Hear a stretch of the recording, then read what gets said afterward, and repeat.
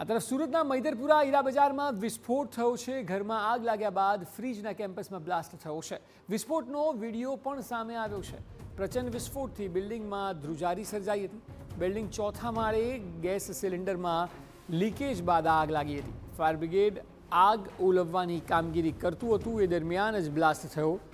આગ ફ્રીજ સુધી પહોંચતા કમ્પ્રેસરમાં બ્લાસ્ટ થયો હતો।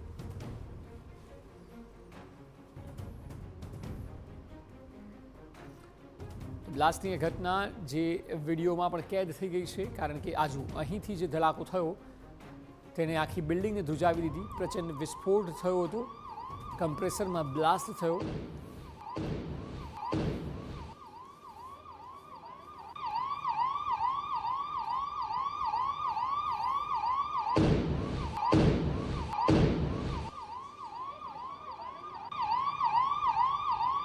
વધુ માહિતી આપી રહ્યા છે સંવાદદાતા બળદેવ સુથાર। બળદેવ, આ દ્રશ્યો જે લાઈવ કેમેરામાં કેદ થયા છે ચોંકાવનારા છે। આપ જણાવો સમગ્ર ઘટના વિશે।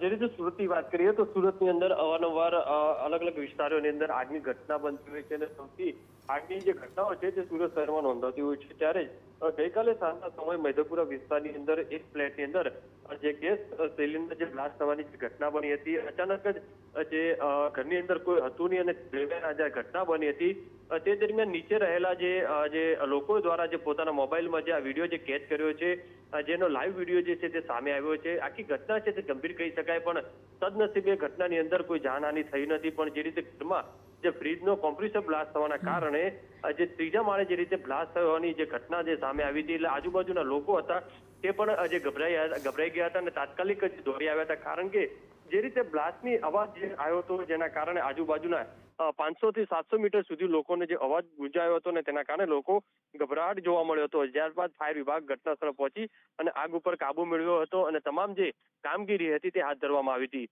પ્રાથમિક તપાસની અંદર જાણવા મળ્યું હતું કે એ જે ફ્રીજનું જે કોમ્પ્રેસર હતું તે કોઈ કારણસર જે બ્લાસ્ટ થવાના કારણે આ જે ઘટના બની હતી।